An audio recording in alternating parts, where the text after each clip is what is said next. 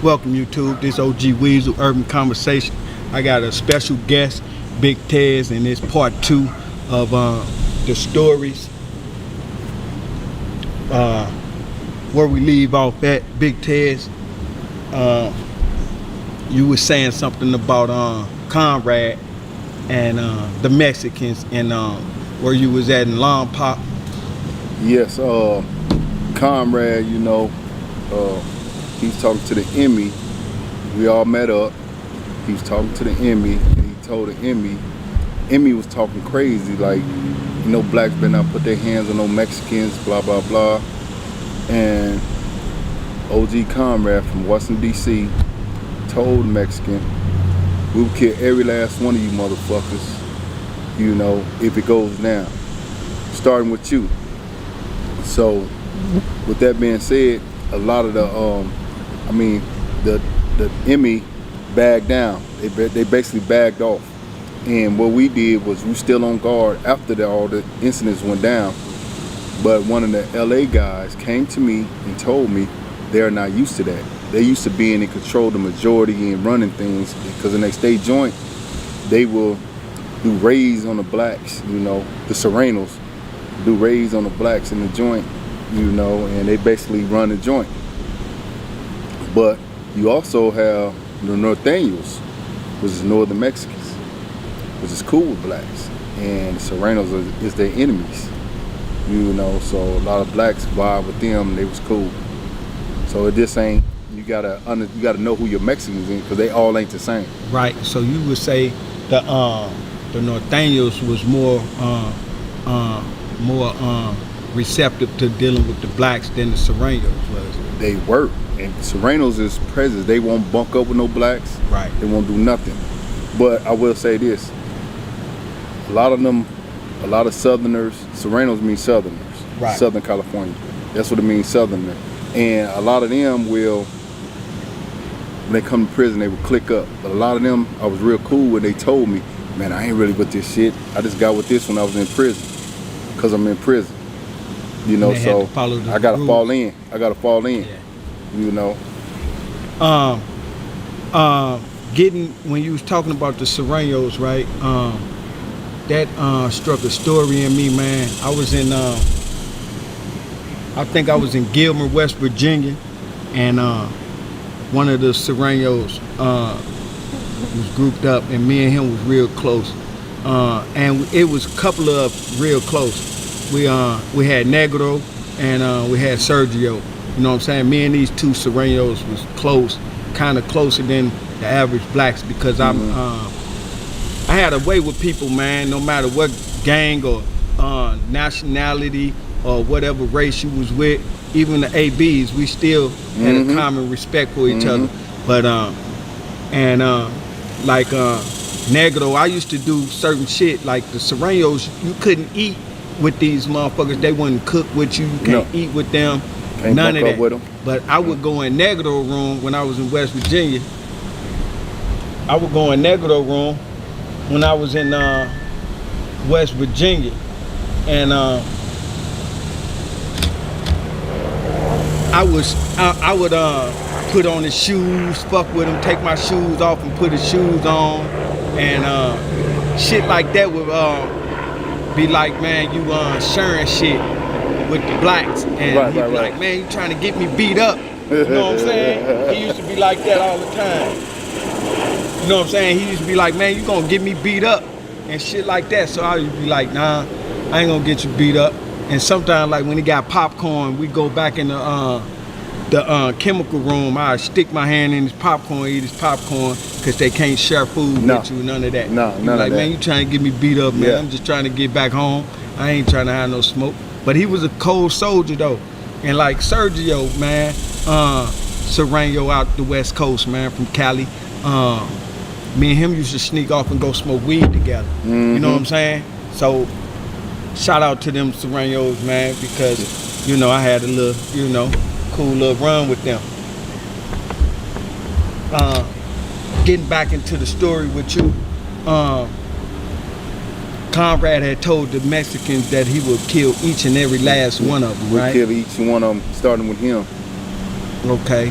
And before one of the segments, we were doing a little behind the scenes conversation, man. You was telling me about some of the greats that haven't even made it home yet, that we rubbed elbows with.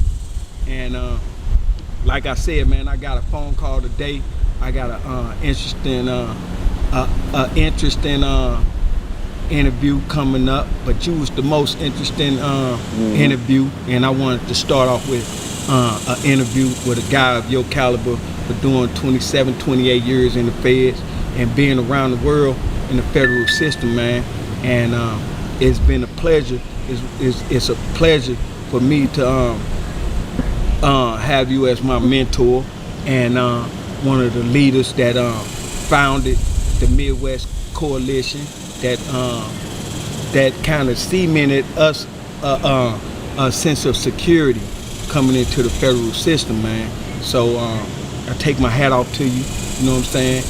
And with that being said, man, like when Conrad told the Mexicans that he had killed each and every last one of them, what was the result of that when he told them that? The result of that, knowing me, being a street individual, and knowing how things is in prison, work in prison, a lot of people will bag off and come back and sneak. Right. We was on guard. None of that ever happened. It just died down. And that's what happened. So nothing was a result of that, you know, so. Shout out to Conrad, man. I was blessed to run into him in USP Hazleton, man. Always been a stand-up guy, thorough old head, and you know, well respected, man. Shout out to DC. Yeah, and Conrad, Blackwells, you know what I'm saying? Smitty Blackwell and all them. Yeah, Smitty Blackwell. Featherhead, you know, these all DC cats. You know, I don't know if they still around, you know, but you know, I learned a lot from them as well, you know. Right. During your time in Lompoc, man, how many years you had been in from the time you was in Lompoc? By the time you was in Lompoc? All together from when I was in Lompoc. 91, I was in Lompoc. I left Lompoc in 90. No, I left Lompoc in 97. 97. So from 91 to 97, I was in the USP, Lompoc. No. I was locked up all that time. Right, 91 to 97. Yeah. So. Okay. But in the feds, it was like 93, from 93 to 97. Okay. Before that, I was just, you know, fighting my case and all that. But 93, I was in the federal system. Okay. So you had mentioned some of the late greats and some of the legends right now in the federal system. What was some of the great guys and the mentors that you was able to rub elbows with and get some mentorship about just the lifestyle that you lived and the guys that you looked up to? Well, there was a guy named Ray out of Pasadena, California.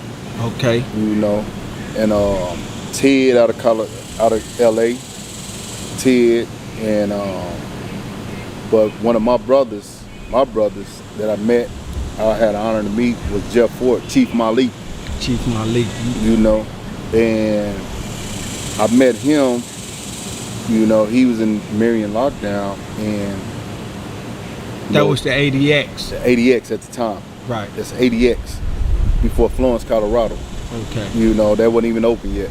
And I met him, and he came onto the yard in Lompoc. They let him out, and was a down-to-earth brother, man. And, you know, showed me love, you know.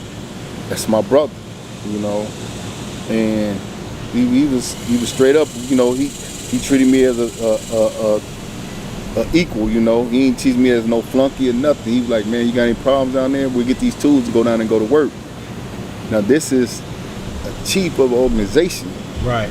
And he's ready to go to work with me in you know, get down dirty and go to work. This is chief. Right. Call a shot caller.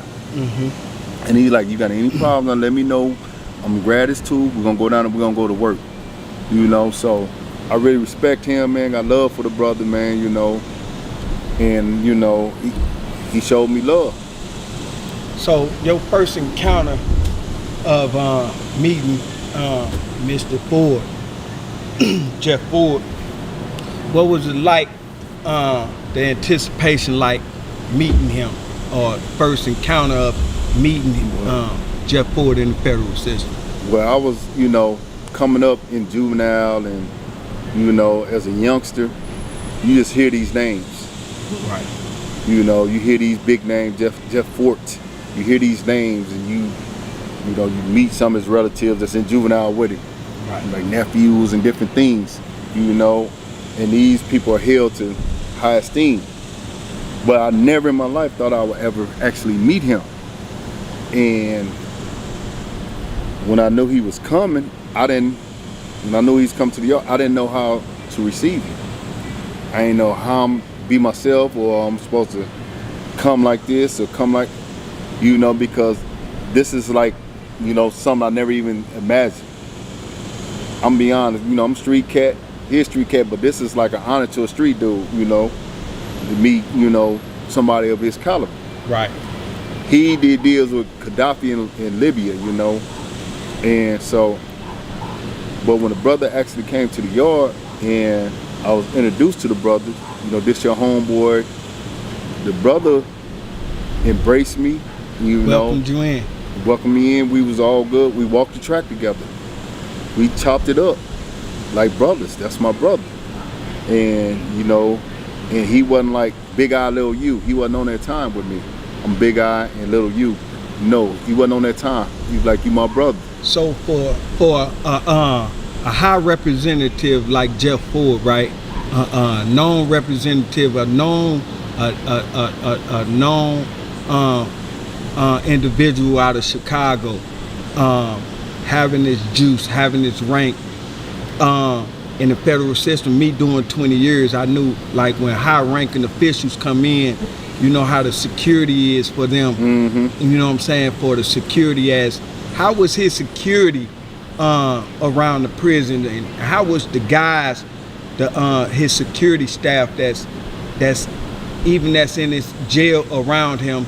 How was his security just around him? What was the mindset of these guys that was around him and that was his security? Because I'm pretty sure they walked around with him everywhere he went, made sure his safety was intact and all of that because of his rank. This how it was. This is one thing about him. I've been around a lot of guys, a lot of his generals or princes and different things that had security. Right. That personal security with him. Now, the thing that struck me with him, it wasn't that many of us out there, but one thing that struck me with this guy, he didn't need it. He was a security. He was a soldier. He was still putting in his own work. He was a soldier, and everybody there respected him. They knew him, knew of him, they knew him, because all the OGs out there respected him. They was partners, best friends. They all together. They all sat at the same table together. So all the OGs from out there, and all the people watching him with the OGs, and who's that? The words floating around. That's Chicago. Blah blah blah blah blah blah blah. Well respected. Them cats out there, you straight? Hey, OG, you straight? What's up? Even the cool? West Coast. West Coast. Even the West Coast. Was you straight? Everything good? You straight? Yeah, so yeah, I'm straight. I'm good. So it was like he had a recognition worldwide already.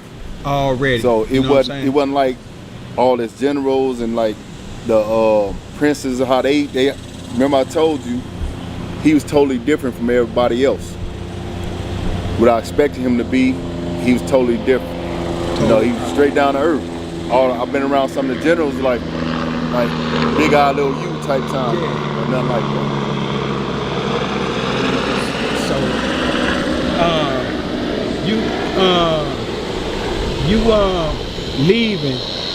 You leaving the situation. How long was you guys together, you and Mr. Ford? He was there for only 4 months. Mm-hmm. Before they snatched him up and they sent him back. They sent me to ADX. Around this time, ADX opened up. And so I went to the lieutenant in the prison and asked him what happened. The lieutenant said they got a call from Washington, D.C. to lock him up. And he said he explained to them that everything was going well with this person. Well, he ain't had no problems. Everything was going good. And you know, he said they just locked him up. He said DC called and locked him up. And he had to, you know, follow suit.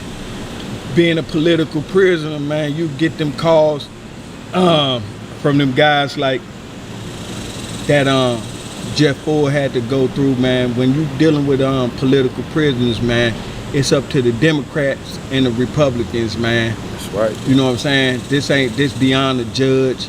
This beyond the justice scale. You know what I'm saying? So when they put that label on you, man, it's kind of hard to tip the scales of justice, man, for those guys. And when they how did you feel when they snatched them off the yard? Did it feel like a piece of the puzzle being? Yeah, cause the brother, he was, you know, that was my homeboy, you know, somebody I kicked it with every single day, somebody I looked up to, you know what I'm saying, and they just snatched him up for no reason. So it was like, man, brother gone, man, I'm gonna get up out of here. Okay. I know you was you've been around. How many federal prisons you been to throughout your system? Well, I've been Long Park. I've been Terre Haute, Long Park, Terre Haute again, Greenville, Elkton, Ohio, and Texarkana. Okay. So 6. Okay, so you pretty much kind of had a smooth walk. Was it any type of incidents that you faced that you had to deal with one-on-one? Yeah, there's a couple incidents. I had a couple homies, you know, I had a yard one time, you know, when I was in USP Terre Haute. I had a yard, I was running the yard for the brothers, and I had a homeboy, he had 9 life sentence, you know, and he, for whatever reason, he kept jumping in, like, I'm gonna go over here to the Christian demonstration, and, you know, and I was like, all right, well, if that's what you want to do, brother, you know, go ahead over there. But don't talk about us and any of our dealings. And he kept talking about our dealings and all this, and I warned him again. And I had to run him up top, basically. You had to run him up top, yeah, for relinquishing the intricate details of the organization. Right. And they're talking down, they don't know what they doing this and they doing they bogus. I can't wait till some of my homeboys from the west side get here, you know what I'm saying, right, and all that type of things. And so I just basically ran him up top, you know, went in there with a knife, you know, and told him, if you ain't going by 4 o'clock count, after 4 o'clock count, tie all your loose ends up, you ain't going by 4 o'clock count, I'm coming to holler at you, you know. And then, you know, I got in a couple little beef fights with little cats, you know, that I roughed up real good. What was one of the incidents? Homeboys, just homeboys. Just homeboys. What was they doing something they ain't had no business, or being disrespectful? Disrespectful situations. Was it a warning shot, or did you kind of warn them? Well, I'm just saying, like, when I first came in, I was young, wild, still had that wildness in me. Was you as big as you was? Was you as big as you was? I always been big, but I wasn't big as I was now, though. Okay. I wasn't big as I was, but, you know, I always had hands. So I had that one-hitter quitter. One-hitter quitter. So how was it? Let's see, you still working out, man. You still keeping yourself in shape. Even after all these years we've been home, you know what I'm saying? We in the same state. How was it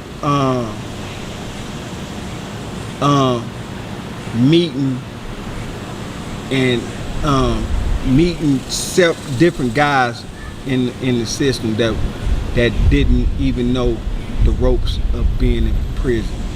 How would because you gave me a form of leadership, man, a form of a security blanket, man, and I knew in my heart that everything that you told me it was gonna be right, it was gonna be righteous, and you know what I'm saying, everything that you gave me everything I done or do it like this, and all the questions that I came. Even when I came encountered with you in Greenville, this was in like, I think I came to Greenville in 1999, 2000, 2001, something like that. You was on the weight pile, and my first encounter meeting you, right? But my homeboys introduced me to you, but you was on the weight pile, and you had like 5 wheels on each side, and it was seemed like the whole jail was in this gym, and a guy tried to stand behind you to like break the weight. Yeah. And you told him, man, get from behind me, go spot me from the track. Spot me from the track. You know what I'm saying? That was one of my first incidents of meeting.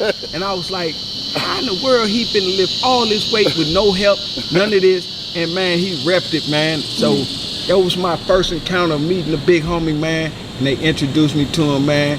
He said, just stay out of trouble, man, and just follow the ropes, man. And if you need something, come holler at me, man. I think you gave me some stamps too. You know what I'm saying? So, you know what I'm saying? It was well appreciated, man. And I felt a real security blanket, man.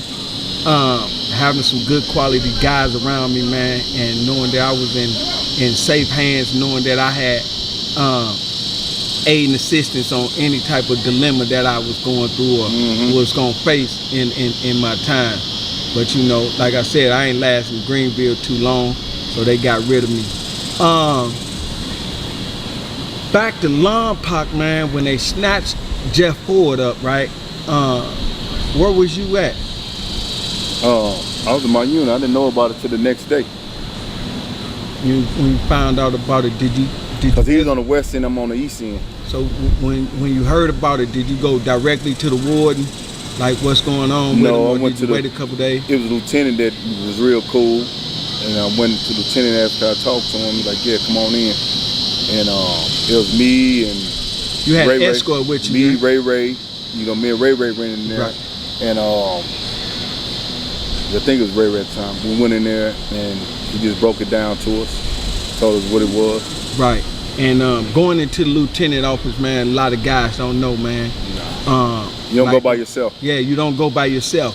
You know what I'm saying? So one time I was coming out, I was at the lieutenant office, man, and I had to go to the lieutenant office, and I was in Beaumont at this time, and I got an incident report for something, or something had happened, and I think the lieutenant was trying to explain something to me and this and that, and it was a Mexican walking past. So I had told the Mexican, I put the lieutenant on hold, and I said, excuse me, Lieutenant, no disrespect, but I don't want you to say nothing to me right now. Hey, and I asked this random dude to just walk up to me and just listen, stand here and listen. Right, so you won't know ain't no bullshit. So while you talking to me, so guys in the federal system don't, you know what I'm saying? These are the structures and the rules that we had to abide by, you know what I'm saying? Not talking to the police by yourself, you know what I'm saying? And not being under the scapegoat of just going to lieutenant office solo, because it's repercussions behind that. You know what I'm saying? What was I know you've seen a lot, you know what I'm saying, in your time, quite more than me as well, because you got more years than me, and you know what I'm saying, a little older than me as well. But when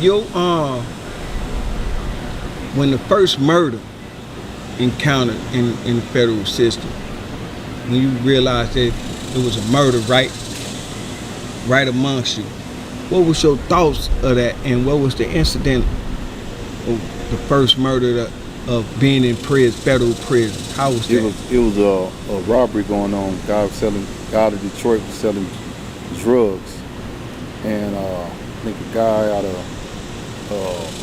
Newark, New Jersey. 2 guys in Newark, New Jersey robbed a guy and stuck him with an ice pick in his heart a couple times. Stabbed in his heart with an ice Detroit? pick. They stabbed a Detroit guy in his heart. And this is my first weekend there. You know, we had late nights back then. Where you was at? On the USP Terre Haute. We had late nights then. You know, you stay up till 2 in the morning. Back then in USP, it was wide open. And you know, I'm like, what the hell? You know? He did that in his cell? No, on the range. He was robbing them for some drugs? Yeah, they was robbing for some drugs, and Terre Haute is like, if you come in the unit, it's like straight down. Bob, then you got the top where you on the railing, you walk down, come back around like this, like an L, like back like this. Right. Like a U, way down. And so one of the boys came this way, one of them came that way, and met him at the, you know, and then dude started sticking. The dude was holding him like this, you know. Held his arm, he stuck him in his chest. But they robbed him, took his little drugs, killed him. Right there on the tier? Yeah, right there. What was his They didn't have no cameras back then. Oh, they ain't had no cameras back then. No. Just killed him straight up, just robbed him, took, and left him for dead right there on the He tier. died. Right there on the Stuck tier. him in his heart. I mean, they came in and got it, locked down everybody in your rooms. Came in, cleaned the blood up, and then next day opened right back up. The next day, like Right. wasn't nothing. Like wasn't nothing. You know what I'm saying? Business as usual. You know what But I'm as saying? time went on later on in the years, they keep it locked down for a long time and all that. But back then, they opened it right back up. Begin control move. Again, control move. So Yeah. that was just some of the just to let you know that the lives didn't matter. Didn't matter. You know what I'm saying? No. Lives didn't matter, man, in the feds at this particular time, man, because you know what I'm saying, it wasn't no holds barred, man. It was just like defend or get conquered. Kill or be killed. Kill or be killed. You know, what was one of the what jail would you say you was at that was one of the most heinous crime? That was one of the most heinous incident. Terre Haute, that's where I seen most of all the craziness. I mean, in Long Park I seen some stabbings too, but Terre Haute, that was the main one though. It was terrible there. Right. That was a bad joint. Right. Like one of my homeboys, from St. Louis, right? He was in, when I was in Beaumont Medium, he had came from the USP. And this when the bloody Beaumont was at the height of the killing over in Beaumont. You know what I'm saying? Because the treacherous power, like it like transcend to different USPs. They go to different ones. This one, this one. It's just like the murder rate, the murder capital, and this and that. It switches up. You know what I'm saying? Switch up. So one time it's in bloody Beaumont. Next thing you know, it's in USP Hazleton. Next thing you know, it's in Victorville or USP Victorville or Deep Lompoc or different. So the threshold of violence kind of shift at times. So one day I was in Beaumont Medium, and my homeboy had came from the USP from next door, and he had just signed up for Unicor, and me and him both were working in Unicor in Beaumont, and I would go down to walk because I had to walk past his unit before, and he would tell me all the time, be like, man, come check on me before we go to work, man, make sure I'm up. So I would wonder why the fuck that he would oversleep all the time, right? He told me that he hadn't got any sleep in the last 2 years from being 2 or 3 years over there in bloody Beaumont. He hadn't got any sleep because one murder that he had told me about, he was like, man, they went over there and went in the room and killed the dude, and they went in there, 2 dudes went in there and killed him, and for being a rat or whatever he had done from the street. Cause they not just killing you for no reason. Right. You know what I'm saying? It's something that's going on. Something going on for them to, for that extent of murder, right? So he had told me, he said, man, they went in the room and killed the guy. He said they not only killed him, stabbed him up with these ice picks, they cleaned the blood up after they wrapped murdered him up in the bed. They wrapped him up in the bed. Left him in the bed. And put him in the bed. And his cellie was out on the yard and didn't even know about this. You know what I'm saying? And the celly, you know, being in the USP, you know you don't mess with your Yeah, you cellies sleep. when they sleep. You sleep. Even if you Give them come in, you respect. be quiet. Yeah. You be quiet. So